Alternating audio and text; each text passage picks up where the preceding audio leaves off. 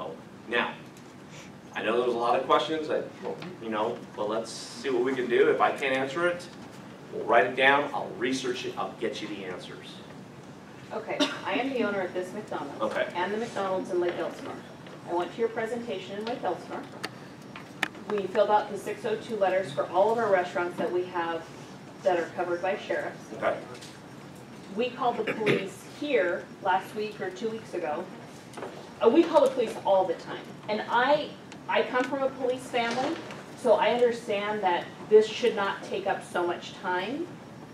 But as a business owner and a taxpayer, I expect some kind of response. Now, I know that the sheriff's department does not operate the same way as an independent city. So we do wait a long time because we have the McDonald's in Murrieta. It's much different than operating in this city. And we do wait a long time.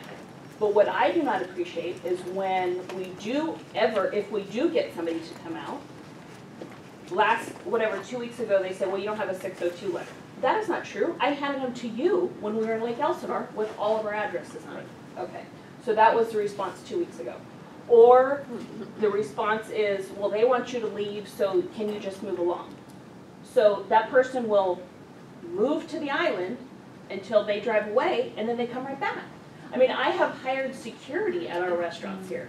You're losing a lot of business because of that. Right, I I know. will not go there. And that's why I have had to hire security and I have my security guards calling the police. You have Chief Protective Services? Yes. Yes, I do. I know And- Steve very well. Yeah, I mean, and it is just so I feel like I don't want to lose business, Of course. but if I had small children and I see some of those people outside, I wouldn't want to go in there. But when we call, if somebody does come, it's kind of like, okay, well, just move along. Well, that's not gonna cut it. I'm going to defer that one to you, Ken. Sure, absolutely. Get that question often. And just to answer your question on resources, you're right. Every city is different. So Yeah. Murrieta is different from Wildomar. Wildomar is different from Lake Elsinore, from Riverside Police. And it has to do with the resources available, the amount of police available to come to the call. So that's going to generate how long your wait time is. I understand. It operates the same way. It's just a matter of quantity versus quantity of calls for service. So we're moving back in the right direction with resources. As you know, we've been held back with the BLF funds. Now we're back to 2011 levels, and we're trying to grow the police department, as I mentioned before, but it has to do with income, and that's up to the city manager, and council to drive that direction for public safety. So that kind of explains the wait. It's not if we come. If you call us, we have to come. If you don't see somebody or somebody hasn't called you, please call them back and ask for a supervisor. We've never had that issue where We have we that don't issue. come. Yeah. I'm waiting over 2 hours for someone You can to wait, respond. I believe that. They're gone. But what I'm saying is, someone comes, they may not talk to you, they may come by, the person's gone, and they clear the call. We don't just ignore calls. So if you want a response, please call a supervisor, and we'll tell you what happened with it. So I just want to clear that up. Okay.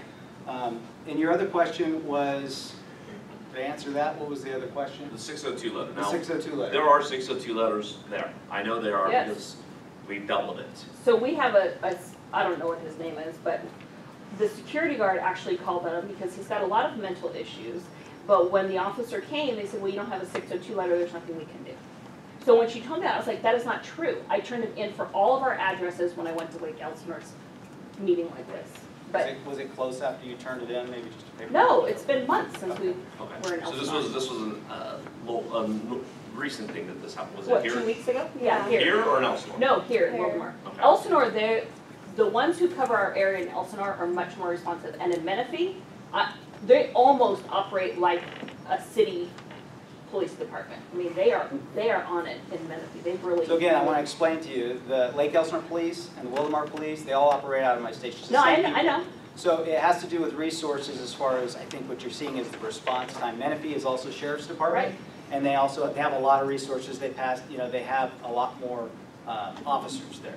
Oh, So okay. I think that's what you're seeing with the difference with staffing. I apologize if you're having bad. We're having the Service. worst issue here. Now, the Worse other, than Elsinore. the other thing is, we talked about citing people, we talked about taking people to jail, we talked about, hey, come get them and take them out, don't move them along. You've got to remember, most of these crimes are misdemeanors. Most of them are infractions, misdemeanors at best. We talked about not being able to book them, or if they are, they're out in a couple hours.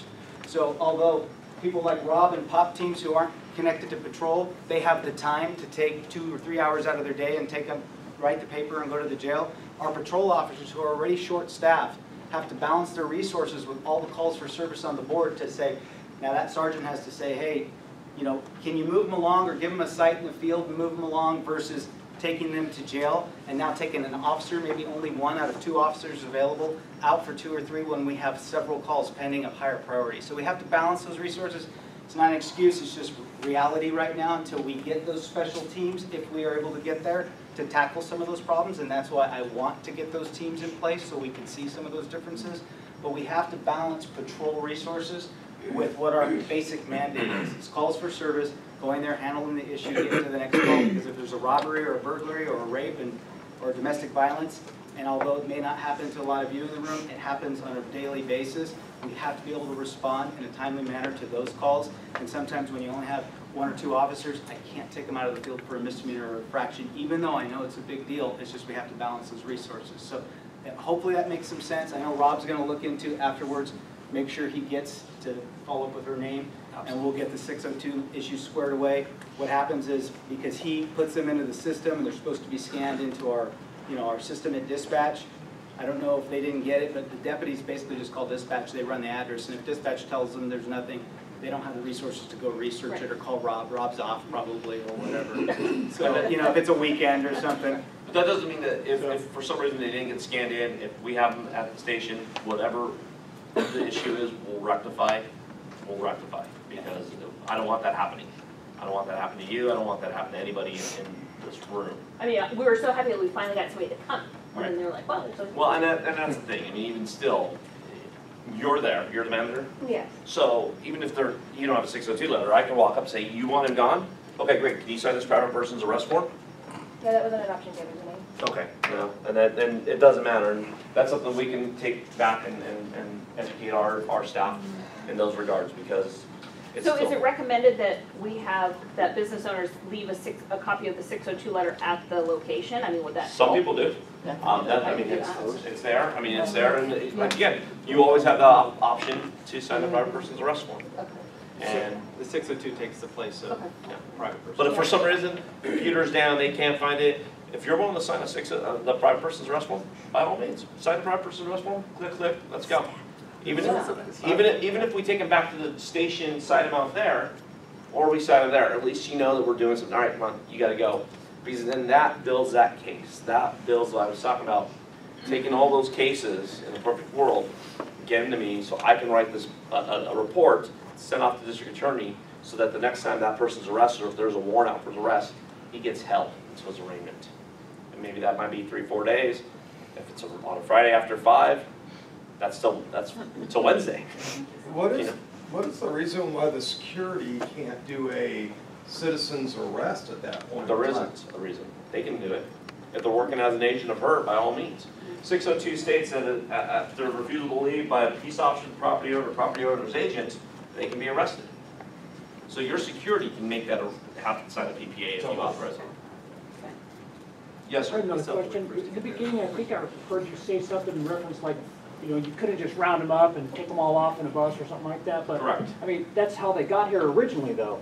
Well, that's Yeah, not, where did that's, they come okay, from? so No, I've How did it get out of actually seen control? van loads of them get dropped off. okay. Is it a white van? Is it a white van? Yeah. Okay. What's the license plate number?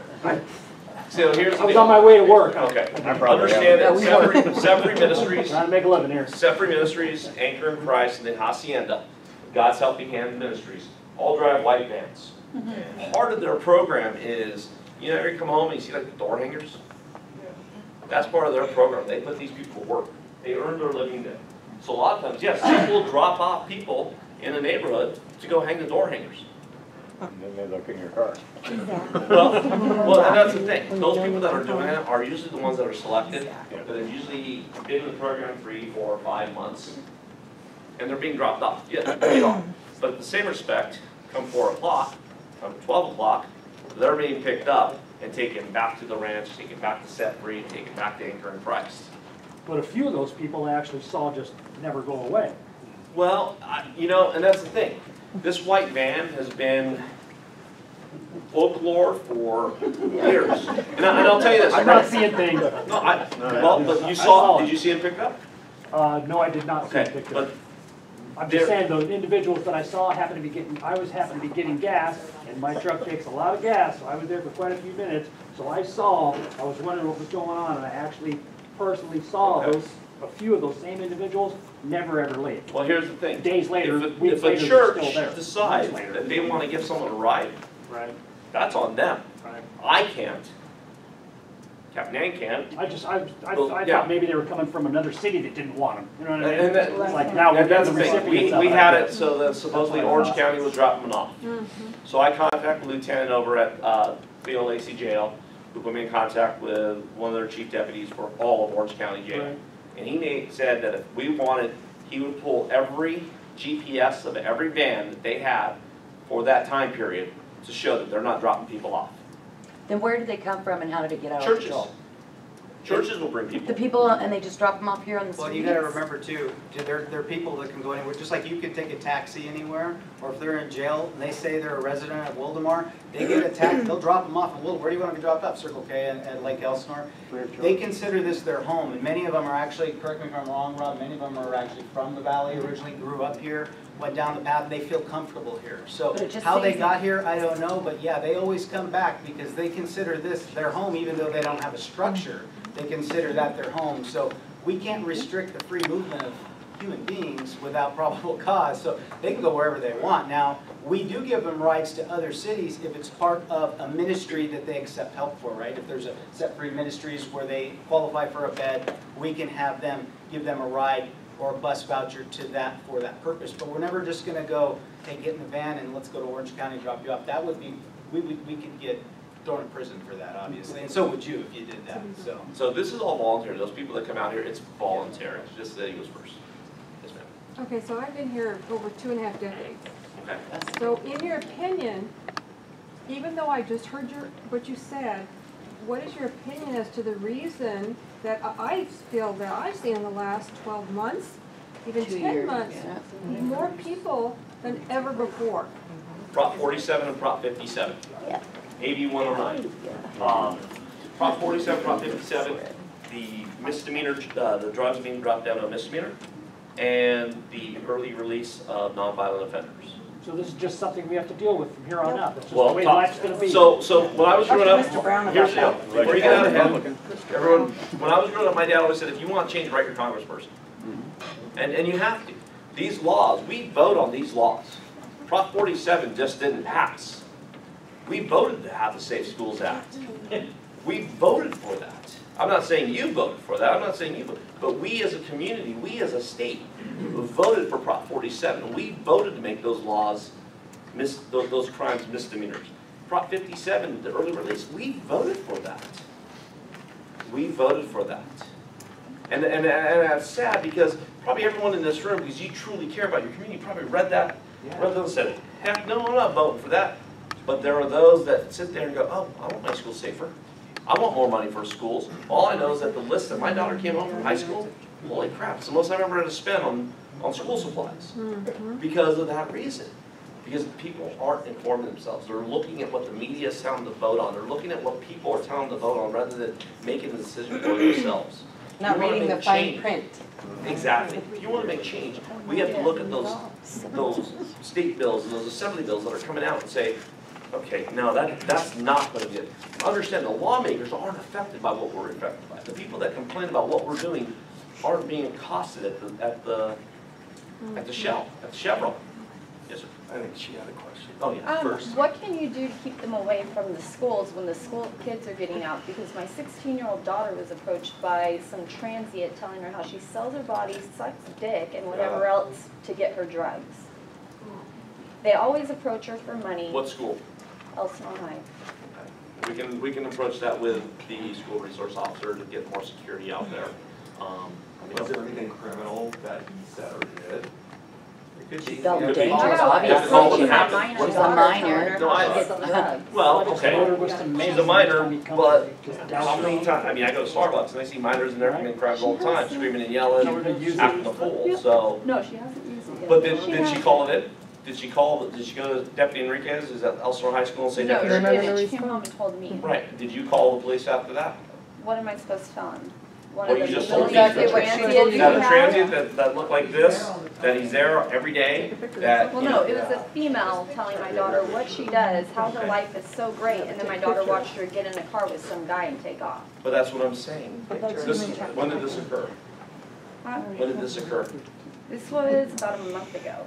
Okay, this is the, If again, she's still there on a regular basis, we'll pass the information on, but if we don't know, we don't know everything that's going on in the city, so I think the point is, even if it's not a crime, call us. If she's bothering your daughter, we actually want to go talk with her, see what's going on. Maybe there's something we can do. Maybe she committed a crime, we can take her to jail. If she has warrants, we can get rid of her. Okay. So just a couple things. So obviously, we're all here to help. I want Right. to help. How can I help put those signs up with you guys that says, do not panhandle? Because there isn't a sign over there, and there's signs not where there seems to be, I think that would be. Well, the sign campaign has not started. These are things that we're looking into. Okay. So that's something that's a city, we have to get resources and funding for that. So in the city, we can do that with some of the things that we're gathering, and then we can put that stuff out. These are all ideas that Rob's coming up with in his cities, and we're trying to pass that off based on the resources we have, or the city has, Right. that we can spend our money on this type. I think, right, and I tell all my friends and family, please do not give money. There's many resources, so that's part of the problem. I know Temecula enforces that now, right? yes. And so, the other thing is, I do a lot of, I work at home, so I work at Starbucks. So when they go down into those environmental oak areas, is that not is that not a felony? No, believe it or not, now, Because it's in my, here's the thing, and it's silly, but the EPA, California Fish and Wildlife, is more concerned about the whatever Yeah. issues there than them going down there. We battled that at the lake bottom, as well on Riverside Drive. I've talked to the officers from California Fish and Wildlife, and they're factions actually. And actually, the mayor of, or the council member from Lake Elsinore has written the federal agencies as well, trying to get something. We're trying to get help. We're just as frustrated as you, but we Sure. can only operate within what we But can if you do. try to And then dump dirt another down there, you'll get a solution- fine. and the other solution is with Wi-Fi wireless cameras, being able to monitor, that could be what the homeowners or who aren't living here could have. But we And- can't force them to do that. No, but that could be part of the 602. And then the last thing was the ACLU, are they a local chapter you work with? Out of San Bernardino, they've reared their head lately. We're trying to stay one step ahead of them, so when they come out and say, we want this, oh, it's already done. So do they join you on those sweeps when you come out here to see it firsthand? Work on a Saturday, are you serious? That's what I'm wondering. But thank you. No, David, I'm gonna take this in a little different direction. You know well what's going on, in our neighborhood. All you guys do. So, we got people sleeping in cars now. We got a lot of big transients coming up through that backfield still to that one house. And now we have them coming through the backwoods to the other side of the house, up the street from mine. All that kind of stuff. I know you guys were up there a couple weeks ago, doing some things. Some people that were kicked out by a couple different deputies, kicked him out. 2 hours later, got dropped back off. Broke back into the house, and we're doing it. So those of you who don't know what I'm talking about, we live in a farm, and we have a house there that the person that owned the house passed away. There's a lot more to it than that, but these people just moved in and took it over. And they've been there ever since, and we can't get them out. And so going back to that, because it's a reverse mortgage. Yeah. And it hasn't fallen back to the bank. Okay, I realize that And the- part, but I was just kind of Yeah. hoping to. So the next of kin, that lady, his Yeah, daughter, she's in Texas. she's in Texas, and says, well, if they need a place to stay, they need a place to stay. She's the one who has to sign and want prosecution. Yeah, she Let's actually send a enabled ticket them. And get them out to Texas. But so everybody knows, I mean, 'cause I'm coming to a full understanding Yeah. on this now, of squatters. Because we've had other people in the neighborhood, because we have some empty houses that are for sale, that try to get in there, get that 30 days under their belt, get that one piece of mail delivered to them, That doesn't count. So people think that you get mail, you live there 30 days. Squatters' rights work, and homesteading works in one way. You must keep taxes current for 5 years. Okay. If no one disputes that, then you own that property. That's the only way. Okay. I don't care if you have a fake lease agreement or you have a lease agreement. If we can prove that that's not a valid lease agreement, you're out. Okay. Okay? Unfortunately, some people, and it still happens now, it was pretty rampant a few years back, people will break into a house, change the locks, fix the window that they broke into, change the locks, put up a Craigslist, I've got a house for sale, they'll give the person the keys, they'll have a valid lease agreement, Mm-hmm. and real estate agent goes to show the house, and there's people living there. Yeah. There's 2 victims. There's 2 victims now. Most real estate agents will do what they can to work with these people to get them out, Yep. but they still, there's no eviction. But if you don't have a victim, in like in your case here, she doesn't care, until that falls back to the bank, David, and it stinks because it's just like a lot of properties, the banks don't care. Yeah. The banks don't care unless they start losing money. And it's really a sad thing. And it's frustrating. I feel your pain because you and I have a friendship, and you know, you have to deal with this down up the street from your house. Your son and your wife. They got my car the other night. Okay, and see, and that's the thing, and it's a bummer. We know who, you know, we know that they're there, but unless she wants to say, kick them out of my house. But can't you tell her that these things are being stolen? or- She knows. She knows. She is She well just aware. doesn't want to. She feels bad for these people because they're homeless and doesn't know the gravity of the situation. She doesn't Basically, want to her- understand the her gravity. house I don't think she realizes that 20-plus different people rotate through that door on a daily basis. So what we need to do is we need to find out who the bank is. I mean, and still, it has to fall back to the bank. Mhm. And the bank's gonna wanna do, okay, yeah, the bank will sign the 602, yeah, I want them out. Yep. And that's unfortunately, now, if there's some power from the neighbor, Yep. depending on how much it is. if there's Water some- power. There's a lot more to it. Rob, do they still have the Safe Streets program in play, or do you hear that? I Yeah, don't they get think the water it's still in play. disconnected and they walk around the neighborhood, It's so they unfortunate. 5-gallon jugs, and Yeah. steal it out of your house. But No. now Edison has to get involved in that as well, because if they're still in power, They didn't pay their bill and all the lights went off last week, and I don't know where how the power came back on. and where they get the water from. Well, So- they're getting the water from us, No. they're stealing it out of our hoses. If the bank comes Monday, the bank shows up and signs a 602. Now they have to go Okay, through an eviction now, process. No, they don't have to go through eviction process. so then the bank would call and say, hey, I I want have these people out. these people in my house, they need to get out. They I'll need give to you get a out. call the But day then the bank shows it up. would be up to the bank to enforce that they don't Correct. come back in. Correct. Right? Bank would have to Okay. take the rule, just like if this building here got broken into, it's gonna fall on the city or the property manager to board it up and make it so that they can't get back in. It's not something that we can force them to do. How many times have you driven down Bundy, hung left on Almond, and then you see that building, that mobile that's out there that's been, you know, siding's been torn off, the plywood, and the plywood's pulled off. You gotta have someone that wants to do it. You have to have someone that wants to better their neighborhood. And unfortunately, I can't force them to do it as much as I can force David to stop listening to heavy metal. I'm just saying. Hi, I just want to talk about 2 things that maybe people just don't know about that we've gotten information from the city on. There's a needs assessment survey that was sent out by the city of Wildemar. I don't know how many of you are aware of that. It's on their website as well, where you can go in and you can put what you feel we need as a city for more of our money to go to. The other thing is that the city council also passed Measure AA that's going to be on our ballot in November to have a higher percentage, was it like 1 penny per transaction, to put that money towards police, fire, safety, all those things. And if we don't vote to pass that, these guys aren't going to have more money to help us even more. In regards to the homeless encampment over here by Inland Valley, I know that they're gone and it's up to the owner to get their debris out. Is the city, the code enforcement, fining the owner for not getting it out? Keith? Yes, we are. We have open cases on all 3 properties. We have active owners who have put fences around. We have owners who have come in with dumpsters and literally cleaned up everything. The problem is there's so many homeless people, as soon as you clean it up, the word's on the street, we have a vacancy over here, and they fill it right back up like water. So that's the major, you would literally need an armed guard there to stop people from coming back to a place that's clean and has a canopy of trees that's inside of a green belt. Well, I know they pulled some stuff out to the roads, but it never got cleaned up over there. They just made it easy for them to go back and pick through their trash. I saw.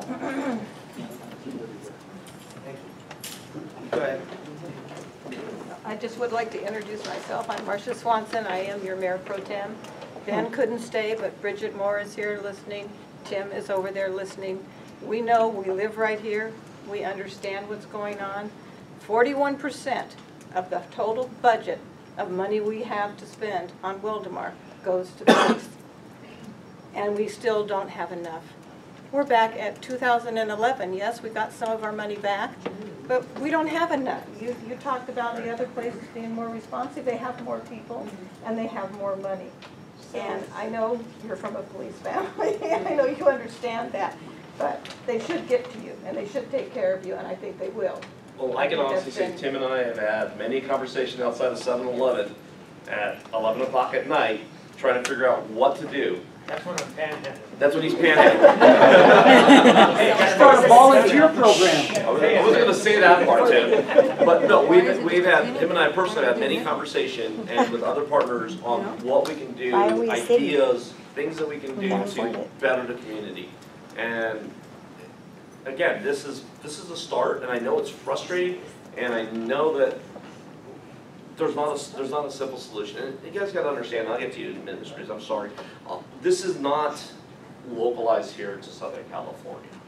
This is I'm going to use the word pandemic throughout the country. I had the privilege of going to a PERF conference, which is the Police Executive Research Forum, in January, where they brought in all the police chiefs from every state. It was just a sample from Middle America to the metropolitan area, from New York to Florida to the podunk town in Iowa, and it's everywhere. It's everywhere. In Iowa, I'll tell you, those little towns that got noticed in town drunk, that they give the keys in the jail to, and he goes checks himself in. But you're going to have places like Seattle, Los Angeles. It's not localized to us. It seems like a big issue to us because we are a small community. And that's what makes living here great, because we are a small community, and we do care about our, but it's still great. We just have to figure out ways to get through this. You gotta understand, man, that homelessness has been running rampant since 1946. At the end of World War II, when people were coming back, and you had veterans that had shell shock, which has now been termed as a PTSD. And it's been running that way for almost 100 years. Well, almost every time I get out of my car at the ARCO, or even right here at the Albert Center, a doctor's appointment, there's a guy laying on the concrete, drunk or on drugs, whatever. I was afraid to walk into my doctor's appointment. I'm afraid to pump my gas. So I'm going to be taking my business elsewhere where I'm not going to have to deal with those type of people. And that's going to hurt the I think city. you guys are noticing it more, just like many other cities, because of not only the legislation, but because we're trying to step up more and be more active in all the communities. It's kind of like shaking up a bee's hornet's nest, right? When they're out in an encampment and we go do it, and they're out in the communities. So we chase them around, we really do. And the answer is not, if you're looking to us to solve the problem, unfortunately, I tell people we're not the solution, we're part of the solution, we're a piece of the pie, just like SWAG or nonprofits or churches or community members and code enforcement. We all have to try to manage this as best we can and get through it, as Rob said. But I think that's why you're seeing a lot of it, is because we are starting to step up from community to community, and within our legal justification to do so, with a lot of our roadblocks and red flags, again, even though it's a pandemic across the nation, we do have a little bit more challenges in California because of our type of legislation. But didn't Lake Elsinore and Murrieta and Temecula come together for the summit? Sure. On homelessness? We were all there, and when we talk about it as a region, it's a regional thing, and part of the region we just met with San Bernardino Sheriff's Office, who are a couple steps ahead of us in what they're doing. And it's something that we're looking into right now, and it's built through GIS, where we're gonna be able to share information with Temecula, Murrieta, Wilmar, Lake Elsinore, on the homeless. We have to be careful on what we do because of HIPAA laws, because of legislation in the state of California, where I can't just go and give people information on the homeless. I can't track them. I can monitor them, but I can't track them, because tracking them is illegal. It's silly, but it's the truth. No one wants Big Brother. You know, I mean, think about it. Just out of curiosity, who has a Amazon Echo or a Google Dot at their home? Who's noticed that on your Facebook feeds, you're starting to see things that maybe you looked up or something that you saw? Because that's them data mining. That's legal because they're a private entity, but because we're a public entity, we can't do that. But we have to be careful what we do. With this program that we're looking at developing and working with San Bernardino Sheriff's Department, it's going to give us that information that if I'm a transient, I'm in Murrieta, and I get stopped by a Murrieta police officer and they say, what are you doing? Well, you know, I didn't want to go to Lake Elsinore, they're coming down hard on everybody. Well, the cool thing is they're going to look and say, oh yeah, you were there. Oh, they offered you help on 9/22 and you turned it down. Yeah, I either get help or go to jail, so I went to jail, but I don't want to get help. Cool. Well, you're in Murrieta, guess what? Click, you're going to jail. It's a lot of data sharing, but it's, again, it's just one component, but we have to get to that point. And it takes money, it takes time, it takes resources to build this up. It's not going to be an overnight fix. And, you know, I understand your concerns, ma'am, but we still have to enforce it, and we're doing everything that we can with the resources that we're given to make it better. So what do I do, call the 776 number and sit there and wait 2 hours like she waits? No, but and miss my appointment, and they but get if you charged tell- for my doctor's visit? Or you go into your doctor's office. I didn't want to get out of my car. Yeah, you just I make was your parked phone right- call and leave and let them I know was- they're good. Give a description. Get a description. I mean, if Yeah. you're Take a truly are in picture. fear, Yes. and then if you're in fear, then call 911. Okay, I That's just didn't want different to than clog up their the system transient with sitting someone on laying a on the wall. street. If you're in fear that Messed this guy's gonna attack you or do something, but if he's Who just. knows? When they're Exactly. drugged up. Call your Rob, doctor's office and tell them, I'm scared, I'm outside, there's somebody between me and the door. I'm scared to cross him. Can somebody come out and escort me in? That's a good Then idea. they know that there's a problem and they They can be know. the ones to call. Because I tan over there also, and they watch them walk by daily, the same ones, and they're laying on the curbs or wherever. Where's this at? Right here at ITAN and Dr. Mark Jury's office at Albertsons. Or actually right there. Yeah, right around the Yeah. corner here. Oh, here. Yeah. My question has to do about the homeless count. It's coming up in January. Yes, sir. The city's gonna start preparing for it. I wanna know if they're gonna continue this practice of having 2 employees of the city doing the count. That's That's good. probably why we have such a low count.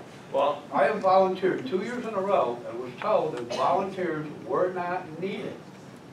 A public records request came back to me this year that showed the city turned down volunteers from the city of Temecula. That volunteers come up here and help count the homes. that's gonna be That's something the federal city. money that would come into this city to help the homes. And that's something that would have to be taken up with the city, and the point in time count is done by the HUD, and they And they have, have sheriffs out there with them. correct. We coordinate with the cities. If I They're came for in, security. I mean, I Not our don't, count. I don't go in to make a count. I go out there, I make sure that the people doing the count are safe. Exactly. So whoever's coordinating it for the city of Wilmar, that's something you have to take up with them. All we're doing as sheriff's department, as police department, is security, making sure that no one's being attacked or accosted. So well, everybody keeps talking about we need more money, we need more money. Getting an accurate count brings in more money. You're never gonna get an accurate count, Wow. not here, not in Los Angeles, not in. It's gonna be more. We're not gonna accurate than inflate it what we because had. we're gonna put the numbers that we are given. Because if we start inflating numbers, then you're going to have investigations and You're issues. gonna get caught. Right, so we're not gonna do anything like that, but we're gonna go with the accurate numbers that we have. Again, it's voluntary. If I go to you and say, sir, can I talk to you about your homeless status? No. How many do you estimate in the valley? In Elsinore, From Elsinore to Temecula? About 250. Temecula being the brunt of it. Let me get in real quick.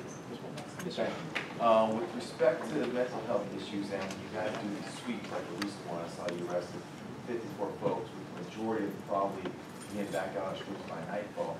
Is there anyone doing a psych doc on each one to determine whether or not they're a public safety risk? Yes, when we talk to them, and it's kind of our, when we're dealing with them, you know your name, we ask them the booking questions, name, date of birth, birthday, phone number, place of birth, you know, things like that. You gotta understand, mental health is not a crime. So if you fit a certain criteria, that you're a danger to self, danger to others, gravely disabled, and the danger to others is I wanna go out and I wanna hit someone with a bat, I wanna hurt someone, I wanna do this. There's specific questions. We can only fall within that guidelines.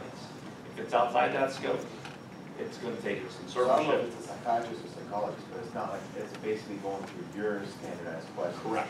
Not a professional, if you will, No, of course not. regarding the mental health thing, to determine, okay, there's something, there's, you know, for lack of a better expression, it's screw loose, you know. I mean, I've seen one individual that, everybody sees they're dead. And it's not illegal to carry knives on you, whatnot, but this dude had like a Rambo knife just hanging out of his days. necklace, you know? It's just like. And now he's got a big butt knife. And unfortunately, those are legal. Those are illegal. Those are legal. And so, you know, we They're not concealed, they're in a sheath. It's legal, okay? But you gotta understand that because it's a mental condition, Yes, I know. unless he fits our criteria, I can't force him to go to the doctor. I can't force him to go get a mental health evaluation. He has to fit our criteria. Hey, how you doing? You know, the voices, you know, they want me to go hurt someone, they want me to go do this. I feel like jumping in traffic. Okay, you're meeting our criteria. We're gonna put you on a 5150 hold because you're mentally disturbed, you're a danger to others, danger to yourself. Gravely disabled, you know, falls into a different category where you don't know what day it is, you're urinating yourself, defecating yourself, you can't take care of yourself, the basic needs, then I can put you on a gravely disabled hold. But they have, again, it has to fit a certain criteria. We're not mental health specialists. And just like if I refer them to the SWAG, I don't want to talk to you. If they don't want to talk to a psychiatrist, I can't force them. I can't force them to do it. We can only go by what we're given by I just don't understand how that's their choice when they're arrested, when they're doing the sweeps, and how that's a choice on them. Each booking, when we arrest somebody and they go to jail, the way the county works now, or our correctional facilities, we have 5, we run 5. They go to a booking desk. Prior to entering that facility, a nurse asks them a series of medical history questions and mental health history questions. So for example, I just got arrested. Hey, have you ever been diagnosed with depression, et cetera? Yeah, I have. Okay, when we get inside, they have 24-hour medical staff and they have 24-hour mental health staff inside the correctional facility. So 4 to 6 hour arrestee, what they would call like a PCS, they're booked and released. It's a process, but they would have access to medical or mental health staff. Depending on their history or how they answer those questions, yeah, you know, I am feeling a little depressed right now. Okay, we are going to have you seen by somebody once you get inside. So that there's full-time medical and mental health when they go into the booking process. What Deputy Glasser, what we're saying is for the police side of it, initially contacting somebody, if it's something mental health, you see this random guy that you guys are referring to talking, we'll go through our questions out here in the field side of things, you know, gravely disabled, danger to self, danger to others. We have to deal with that out here. If they're arrested and taken to a county facility, they're going to be asked all these medical and mental health questions, and it's how they answer them. We can't predict the future, and we can't tell them how to answer. So if they don't answer, yeah, you know, I do have a past history. But if you've been arrested before, they can look into the medical has access. They can look into their system and say, okay, you've taken medication for this here when you were here before. One You quick still have question some on limitations. regarding medical. Yeah. So, you know, recently San Diego had like, I think with Hep C kind of, you know, epidemic with their health population. How do we stop that from happening as everybody's noticing this population kind of swell up? Maybe it's because of those props that you had mentioned. But how do we, I don't think they're like probably legally allowed to draw their blood or things like that. How do we kind of stop that, if you will, before that becomes an issue in our community? And being vigilant, and when you see him, he falls. We have to get out there. Now, understand that if they're sleeping in public places, legislation is passed by the Supreme Court. You know, we can't arrest them. There's no shelter available in another place, all right? But most of the places here are private property. They're sitting right here in front of the council chambers, this one's public. The council chambers is a public entity, public parks, those sort of things. Because they're not, San Diego has such a entrenched problem, much like Los Angeles, where they're living on the streets versus living in open fields like they are here. That makes a big difference. All right. When we go into an encampment, we're looking out for what we're stepping in and around because they have to go to the bathroom somewhere. So they usually have something set aside away from their camp. Whereas in San Diego, Los Angeles, they just go where they want to go. That's the biggest fundamental difference there. If the city health or county health determines it, then we're going to have to address it at that point. But until that time, we can't, again, like Deputy Kramer said, we can't predict the future on what's going to happen with that. But what we can do is continue to educate and enforce what we're doing and going out there and arresting for what we can. Just so I'm clear, there at Starbucks, there was a guy who was completely nogged off, you could tell. Homeless as well, had the sign. So is that where we would call and say, look it, come on out? No, Absolutely. Starbucks doesn't. Right? Absolutely, That no. would be a prime example. Only if he's 5 feet away from the door. Well, no. He was. Yeah. So do we have to wait until you get there to facilitate or help or whatever? No, that's a public offense. Okay, but I mean, I want to be able to say, I called, I want him dealt with, you need a victim and a. When you call our dispatch, you can provide them your name and telephone number and say, hey, look, I'm not going to be staying in the area, but I would like the officer to call me, or you have my information. If he wants to speak with you, or if the officer wants to speak with you, they can call you. You don't want to be anonymous. There's people that call the police and say, my name is anonymous, and I refuse giving you my phone number. That's the person calling on their next door neighbor who's having a loud party, but he doesn't want it to know. So, anyone can call the police and give their information and ask, hey, I'm going to be leaving, can you have that officer call me? Or you can say, look, I don't need contact, I don't want contact, but here's the best description I can give you to go figure it out. Yeah, and that prime example, this is what's going on, here's my information, I'm going to be leaving the area, but yeah, please don't hesitate. Is there a facility or a way to send you a picture of the person? I don't know if our online reporting has an upload process to do pictures, but realistically, unless you get in contact with that officer, I'm not going to give you my cell phone number. Sure. Because the next time this guy is out, hey, Officer Kramer, can you? But is that something that we can look into to see if we can upload pictures to the online? The online thing, I think there is a. Right now, the county is looking into upgrading to an online system across the board, but it's not online yet. So they're looking at it, they're getting a lot of new systems online with technology. You might have seen some of the recent news articles. One of the things is online reporting that's going to be available not only for the county, but for the contract cities as well. And there's going to be certain types of crimes. Some of it might be some public nuisance type stuff that we can, it's not non-emergency, past theft, things like that. So depending on what the criteria is, hopefully get it up and running by January is the target, but ish. I give out my work email, and that's how I get photographs from RPs reporting parties. So that's another option. Hey, may I have your email address so that I can do it? Since it's a work email, I have no problem doing it. The only thing I ask is that you list the incident number. And the same thing, if you call the police, you can ask for that incident number. Anytime you call the sheriff's department or the police or dispatch, it generates an incident number. So an incident number is the same as a file number, a report number, and an incident number. 3 different names, it's all the exact same thing, just in the police world, we might call them a little different things. You can ask for that and use that as a reference down the road. I just ask that if you email me, just put that in the title so I have a way to track it myself. Ms. Smart, do you have a question? Yeah, just a couple things. Earlier we were talking about like that same thing about pictures. You were saying your daughter, everyone has a cell phone, take a picture. You said the car, there's a license plate, so get all the information. Be a good witness, and then you'll have all the information right there, what they were wearing, you know, everything. Also, so you've heard, because this is what we hear all the time, the city's not doing anything. So now you've heard tonight the city is doing something, you've heard that our police is doing something, you've heard that SWAG is doing something. So now I think it's also, what is everyone else going to do? How are you going to help us? Because it is a team effort. So we had a fundraiser for SWAG last Thursday at Pine Nation. There's another fundraiser coming up on October 13th at the corporate room, and that is for SWAG. And you've heard tonight how well they are doing in our city and all the communities. So please buy tickets from them, donate a raffle, prize, whatever. They are a nonprofit, but I think it's really all of us. It's a great turnout. I posted it all over Facebook, so I'm sure that's how some of you saw the information. But it's now up to all of us we need your help, right? City's working, police working, SWAG's working. We need all of you to work with us also. Yeah, but when you call code enforcement and there's a recording, you should get a call back, right? Okay, if you have an issue with that, then there's Right. city managers here and you can speak with them about that. Okay. I got something to add to that.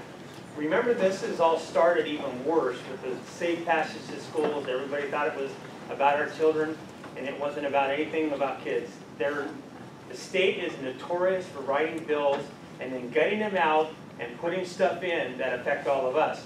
So when these guys made this new bill, and the people came up and did the proposal, and all of us did Prop 47, and I couldn't believe it passed. I voted no because I knew what it was. I read it. But a lot of people saw safe passage to schools. Now, the legislators can't do anything unless we're screaming. You want to do something? It doesn't matter what side of the fence you're on. Scream at your legislators. And it's not the ones that are right here local. It's everybody up there. Call the governor's office.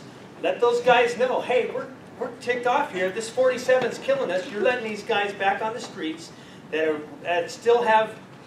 You're lowering the felonies to misdemeanors, which is ridiculous anyway. I get it, we're overcrowded, everything. But it's not going to get any better.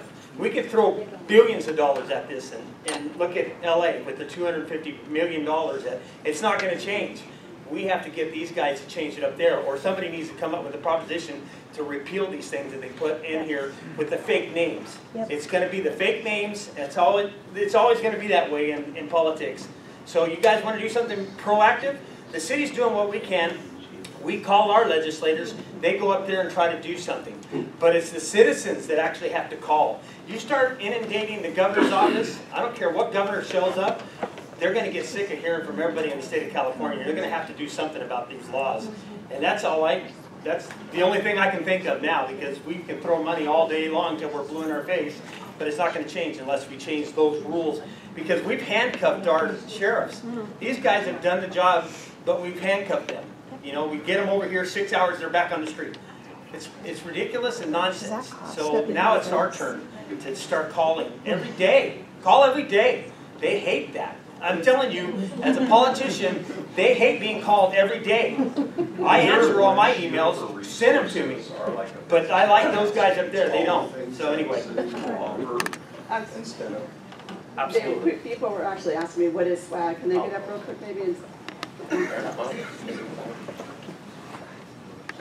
Hi, my name is Aaron. I work with Social Work Action Group, and we specialize in helping individuals get off the streets. And as mentioned with mental health issues and substance abuse, those are the predominant issues that are going on. And again, like Deputy Glasser said, it's not a crime to be mentally ill. And so we're always trying to help raise that bar, as Deputy Glasser mentioned, to try and get somebody to accept services. I mean, I'm stubborn. I don't like being told what to do or what my flaws are. So people have shown that they will, push their family away, their friends away, and end up on the streets. And at that point, they've lost hope. And they're just maintaining. They're just living. Not happily. People say it's a choice. Maybe that choice happened 10 years ago, the first time they shot heroin. Or if somebody's that mentally ill, they don't even know. When we come across people, it's scary how mentally ill some people are on the streets, but if they're not committing serious enough crime, they're not going to be incarcerated, so they're left out here. And as Deputy Glasser mentioned, you know what?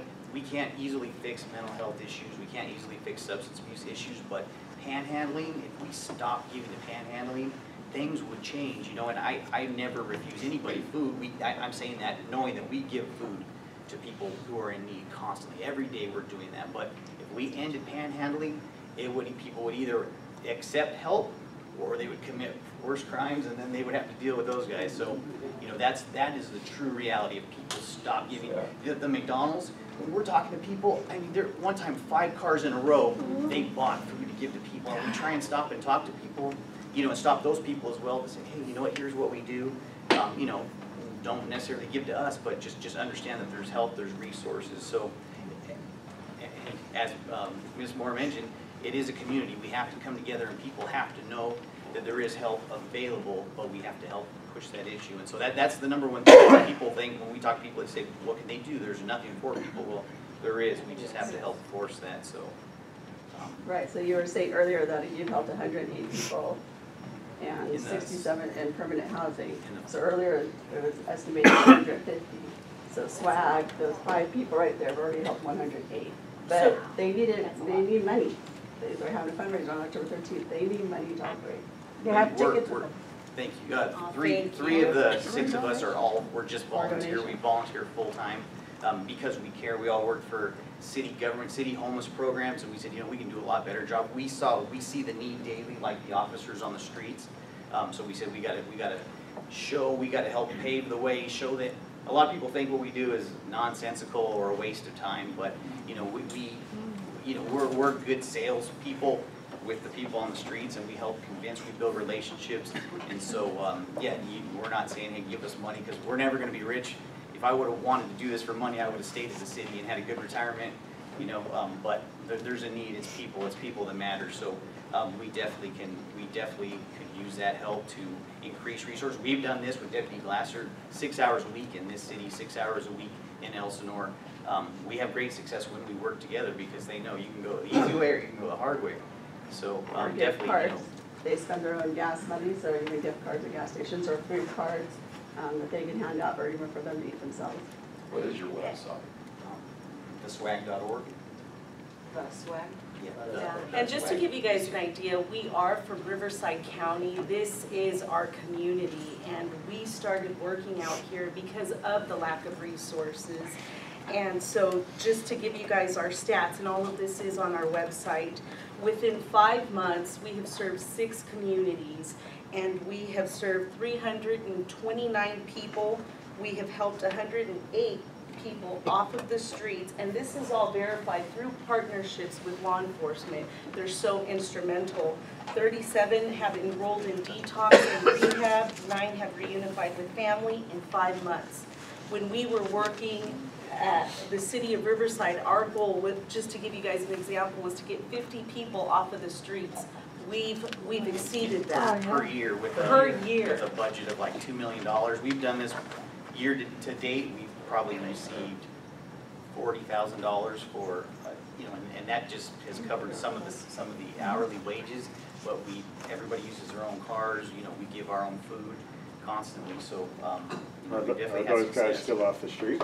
What's that? Or are those people still off the street? Not every one of them, but About 68 of them are off the street. Some Out of folks the- we don't know because they enter emergency shelters if they're from San Diego County, and we don't know. But we do try to follow up, and as Aaron said, we're trying to raise the bar high. Just today we're meeting with UCR. We're asking UCR to help us develop an evaluation tool to help us monitor and be transparent with what it is we're doing, because we realize that we're working in such a gray area, and it's easy for other nonprofits, for anybody to say, hey, we're doing this. And part of our work, we literally create a by name list of everybody we encounter in every city. Because in order for us to tackle any issue, we really need to understand what that issue is. We're working with individuals in complex situations, as corny as that is, but sometimes we are spending 6 hours on an individual.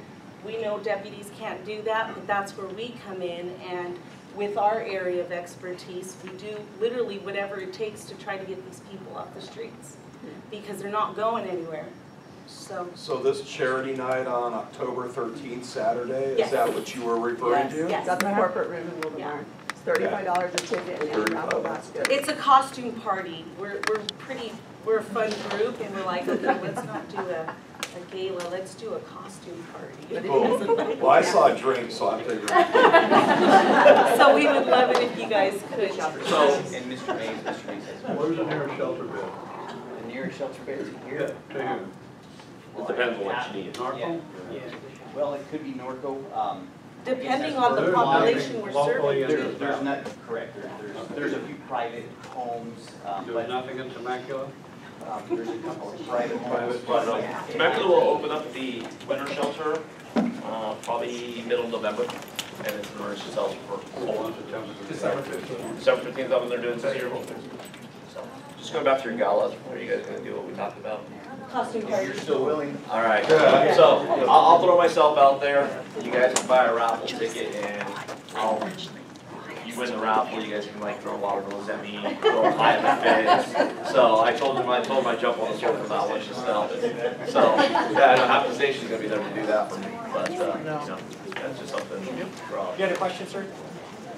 Yes, you did. Yeah, I did. You mentioned that, it's kind of related to the big question Ken just asked. You said something about new bills that they passed that unless the community has beds available, it's legal for ambulance to sleep on public property. Correct. This came out in Here's my question. Does that include public parks that are closed and closed on Sunday?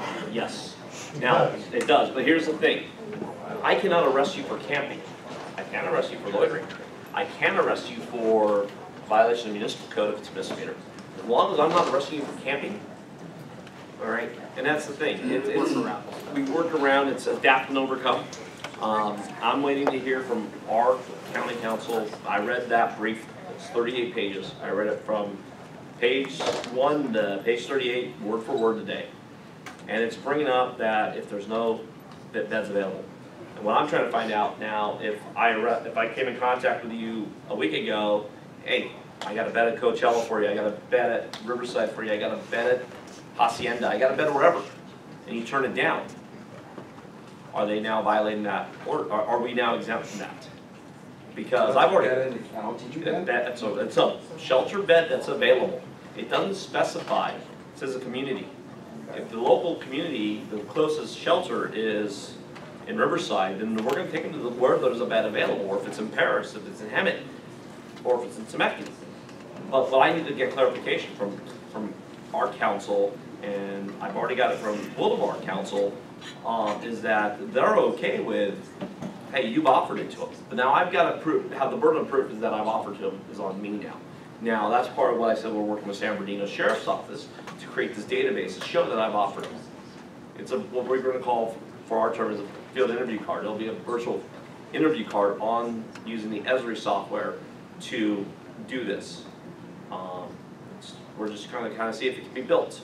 And if I can show that, you know, on such and such a date, at such and such a time, I offered this person shelter, he declined it. Now, 3 days later, 4 days later, a week later, that, you know, I've offered him again, he doesn't want the shelter, I can take him to jail. Hacienda, like I said, it has 72 beds, 70 people. Anchor in Christ, I've talked to the pastor, like, bring them out. If they want it, I've got a women's home, I've got a men's home. Bring them down. You can understand, I can't force them to be here. But if they're willing to come in and start the program, great. And you know what? If that person's going to fail out of the program or wants to leave, I'm going to give you a call or a heads up. We're working with them. They want to work with us. So we're going to do everything we can, everything in our power. The County of Riverside just brought on a new homeless person. They're calling the homeless czar. We have a tentative meeting the beginning of October with her. Hopefully, you know, the schedules match up so we can all meet. So I'm excited. She comes out of a nonprofit out of Los Angeles, very well versed, knows way more than I know about homeless. So I'm hoping that with her coming on board and coming up to speed, we're going to get some new ideas, new take, new things that we can do that better the community. So did Temecula pass, I thought, an ordinance where they are not allowed to panhandle aid, but you cannot give money or you can be ticketed? Is that something that we can do remotely? Do you, that's a loaded question. I know. Because it's going to be up to the individual. It's an infraction. It's an infraction just like running a stop sign.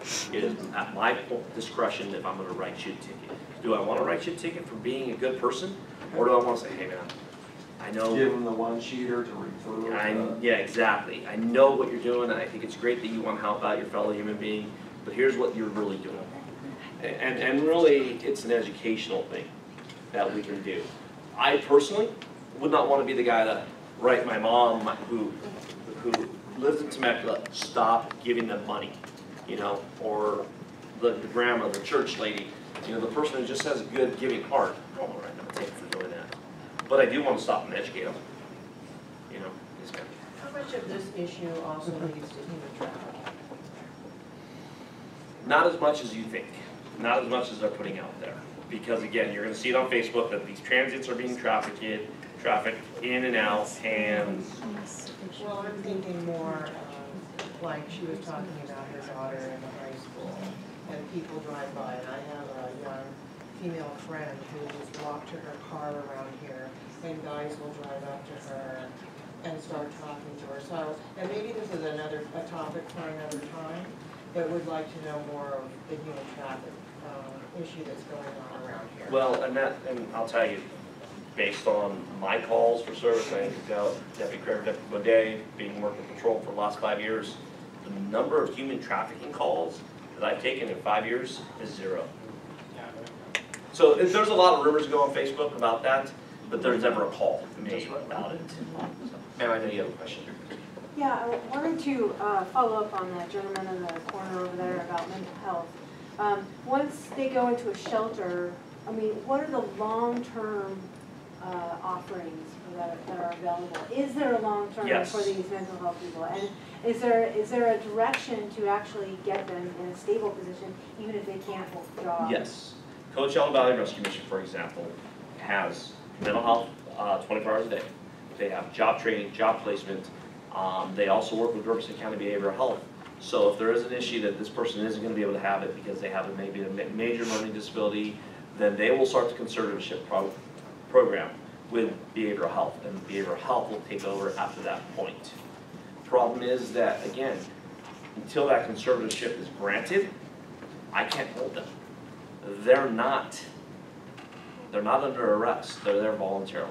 So do they make it difficult for those kind of people to get it? Because I hear constantly these people posting like, oh, I applied for this, but the judge told me I'm not eligible, even though I have a doctor's note saying I'm mentally incapable of whatever. And I hear this all the time, like some of these people are trying to get this help, but they're not getting the help, and they have no choice but to keep going back out there. And then they're called criminals. And it's like a never-ending cycle for some of these people that they can't get out of. And I will say this. And one more thing is, sometimes they're sent to a church and maybe they're not religious. Why do we have to force them on that? Well, because a lot of the times, a lot of these programs and shelters are religion-based. Yeah. Okay? The cities, the county does not have the money to do that. Path of Life, Full in Place, which is the main shelter in Riverside that everyone goes to, is still funded by the Path of Life I'm not Church. saying it's a bad thing, I'm just saying that to be forced into something like that. You're not forced, that's an option. Well, it's an option, and if you don't, you get arrested. And Not that's necessarily. kind of like- Well, understand, let me go back to your first question about this. Now, 5 years ago, when you wanted to get marijuana to smoke because you have migraines, or you have ADHD, or you have anything, you can call a doctor on the phone that's out of state, and for $250 on a Green Dot card or your MasterCard or whatever, he's going to write you a prescription to get marijuana. So these judges are going, no. Because people who abused it ruined it for the people who really need the help. And the problem is that a lot of judges, they see a lot of things. And they're human. They have to make a judgment call based on what's there. Is it right? Is it wrong? I don't know. But if you have a history of falling out of programs, if you've been on cash aid, Or maybe it's the same reason. Maybe if there's more advocates that can go in on behalf of them, or absolutely, and that's the thing. And that maybe that's the one thing. We talk about donating your time, talent, and treasures, is being an advocate for those who really need the help. But you got to understand is that doctors, based on just what happened with the Prop 250 and getting them out of the marijuana card, a lot of judges are going to look at that and say, no, I don't see ADHD as a disability. I don't see bipolar as a disability. No, I get that. But Because that's their opinion, and unfortunately, just like when we have to go on a call for a child placement, I can look at that and go, oh man, I really don't want to do this, but I have to. I'm being ordered by a judge to do this. It's out of our hands. That's something that, again, that's legislation that needs to be talked to. That's something above the local police level. That's something that has to be done at a state level to get that change, that systematic change, so these people can get help. I mean, unfortunately, we're not going to change the judge's mind. There's nothing. Trust me, I've tried. I've been on court enough times. So. Yeah. Yeah, I just wanted to add something. As an investigative tool, the police do use social media, right? That's just the world we live in. My partner and I, we do monitors and things that we've gotten access to. And I just want you guys to understand that if you're going to put something online, that's great. It sends information to various places, but please call the police. If you do call the police, ask for that incident number. And then when you post your video of somebody opening your door handle, maybe just in the comments say, here's the police number. And just list that police number so that when I'm doing my work, I can say, okay, this occurred over here, and this occurred over here. Then I can take that incident number, because it's going to be hard to look at your screen name, which may not be an actual real name, and try and figure out where this may have occurred. So just as a help the police as well as help the community get the information out there, just call the police, let us know what happened. Even if a crime didn't occur, if you feel that you need to call the police, get that incident number and include that in whatever it is you're going to post on social media. So that way, not every cop's going to do that. Okay, some patrol officers don't have the luxury, as my partner and I do have a little more time to do some research and kind of get ahead of some things. But if you are going to post it, and everyone's going to do it, regardless of the situation, everyone is doing it nowadays, and it's good. It gets the information out to your other citizens and residents about what's going on in your community. But if you do call the police, ask for that incident number, include that in your little video or whatever the incident may be. That way we have an idea of what's going on, and it's, there's so many cops working, they may not work in the same place, that same place, so he may not, if he didn't work yesterday and the incident happened yesterday, he doesn't know exactly what happened, so it may be difficult for him to, backtrack and try and find that. So I'll end with this, just if you do post something online, and please call the police so that we're aware of it. And how hard is it to just ask, hey, can I get that incident number, and then include that in your video, or just document it so that you have it, so that if somebody contacts you at a later time, or you have to call a police officer because you found some more information about it, you can give him that incident number so that he's not trying to figure out the tracking history to figure out who called, if you even called. So just do that. It's in the world we live in. It's going to go online. It is what it is. That's great. I think it's good. But just include that incident number so that we have an idea when we're doing our research to make things better. We can have a direct source. And I'll turn it over to my boss. And we've got almost 2 hours, and it's been a great meeting. I don't mean to cut it off, and we're not by any means going to run out the door. So if individually you have any issues, my staff will stick around. City manager, I see, is here. We're going to talk about Neighborhood Watch. I have my other staff member, Roxanne, here. Please feel free to come up to us individually. We'll stay here until the last person's gone, or at least I will. I might send them home. And those of you that don't want, you're free to leave. And I thank you for coming. I appreciate you.